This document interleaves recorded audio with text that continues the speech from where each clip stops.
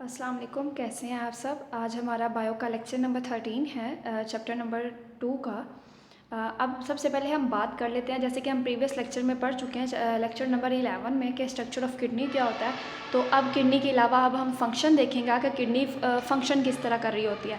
अब सबसे पहले हमारे पास है फंक्शन में अगर हम बात करें तो सबसे पहले जो इसका मेन फंक्शन है किडनी का वो यूरिन फॉर्मेशन होता है कि यूरिन की फॉर्मेशन करवानी होती है। अब ये 3 स्टेप्स में होती है हमारे पास। सबसे पहला स्टेप है प्रेशर फिल्ट्रेशन, सेकंड स्टेप है selective reabsorption and third step है ट्यूबुलर सिक्रीशन।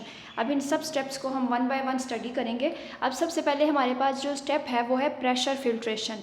अब प्रेशर फिल्ट्रेशन में क्या होता है कि वो जो ब्लड है वो जो रीनल आर्टरी के थ्रू किडनी के अंदर एंटर हो रहा होता है। एंटर होने के बाद किडनी में एंटर होने के बाद जो ब्लड है वो बहुत सारी आर्ट्रियोल्स में जाता है।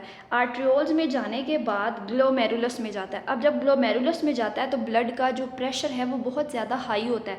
अब जब ब्लड का प्रेशर बहुत ज़्यादा हाई होता है तो most of the salt glucose वगैरह यहाँ पे अब्जॉर्ब होना शुरू हो जाते हैं और इसको ये जो सारा मटेरियल है ये बूमेन कैप्सूल से गुजर रहा होता है, इसलिए हम इसको ग्लोमेरुलर फिल्ट्रेट बोल रहे होते हैं। दोबारा देखिएगा, सबसे पहला स्टेप है प्रेशर फिल्ट्रेशन। अब इसमें क्या होता है कि ब्लड जो रीनल आर्टरी के थ्रू किडनी में एंटर हो रहा होता है वो जाता है बहुत सारी आर्ट्रियोल्स में, आर्ट्रियोल्स के बाद ग्लोमेरुलस में। अब ग्लोमेरुलस में जाने के बाद ब्लड का प्रेशर बहुत ज़्यादा हाई होता है, इस वजह से वाटर और ग्लूकोज वगैरह जो है वो वहाँ पे अब्जॉर्ब हो जाते हैं या फिल्टर आउट हो जाते हैं। अब वो जो फिल्टर आउट हो जाते हैं उसको हम ग्लोमेरुलस फिल्ट्रेट बोलते हैं या ग्लोमेरुलर फिल्ट्रेट बोलते हैं।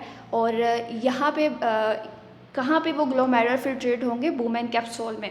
अब नेक्स्ट स्टेप हमारे पास है सिलेक्टिव रीअब्जॉर्प्शन। अब सिलेक्टिव रीअब्जॉर्प्शन में क्या होता है कि 99% जो ग्लोमेरुलर फिल्ट्रेट है ना वो रीअब्जॉर्ब हो जाता है।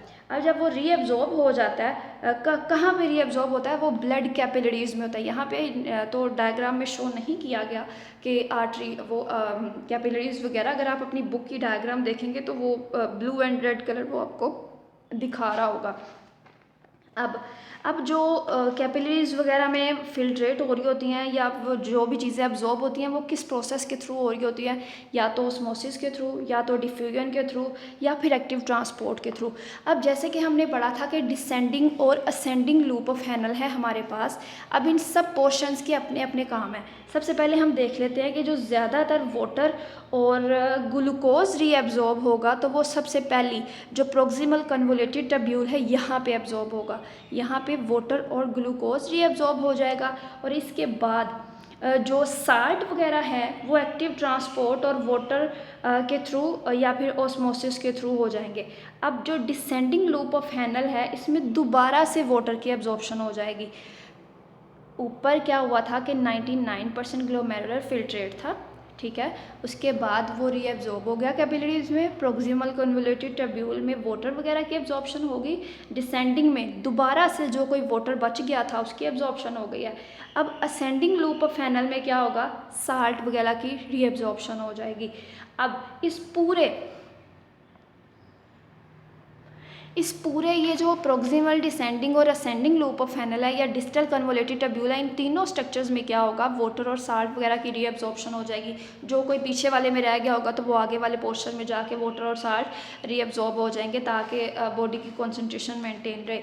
अब थर्ड स्टेप हमारे पास है ट्यूबुलर सिक्रेशन। तो ट्यूबुलर सिक्रेशन में हमारे पास डिफरेंट तरह के आयंस होते हैं, यूरिया होता है जो ब्लड में सिक्रीट होने के बाद फिल्टर होकर रीनल टब्यूल में जाता है। हम इन सबको रीनल क्यों बोल रहे हैं, क्योंकि किडनी को जब हम किडनी का स्ट्रक्चर डिस्क्राइब कर रहे होते हैं तो हम रीनल का वर्ड यूज़ कर रहे होते हैं। अब this is done to maintain. अब ये क्यों किया जाता है, ताकि ब्लड की जो पीएच है वो नॉर्मलाइज रहे। अब ब्लड की पीएच क्या है, 7.35 टू 7.45। अब ये जो सारा फिल्ट्रेट है ये रीनल टब्यूल में होता है। अब इसको बोलते हैं यूरिन, जो कि कलेक्टिंग डक्ट में जाता है और उसके बाद पेल्विस में और उसके बाद यूरेटर वगैरह में।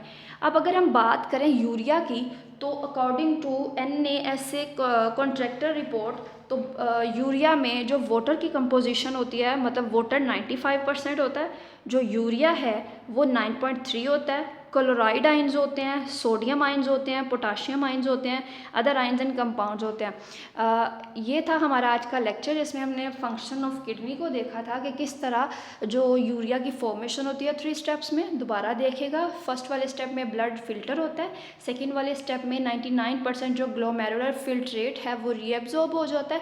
रीएब्जॉर्ब होने के बाद जो प्रोक्सिमल कन्वोलेटेड टब्यूल है या लूप ऑफ फेनल या डिस्टेंट कन्वोलेटेड टब्यूल है, इसमें वाटर और साल्ट की कॉन्सेंट्रेशन जो होती है वो रीएब्जॉर्ब होना शुरू हो जाती है या फिर मेंटेन हो जाती है। 7.35 टू 7.45 इसकी जो मेंटेनेंस होती है ब्लड की पीएच की वो होती है। उसके बाद ट्यूबुलर सिक्रेशन है, जो भी सारी सिक्रेशंस हैं वो ब्लड से रिमूव आउट होके पेल्विस की तरफ जाती हैं। पेल्विस के बाद जो है ना कलेक्टिंग डक्ट में और फिर यूरेटर वगैरह की तरफ। ये था हमारा आज का lecture. Thank you so much. अपना बहुत ज़्यादा ख्याल रखिएगा। Stay home, stay safe.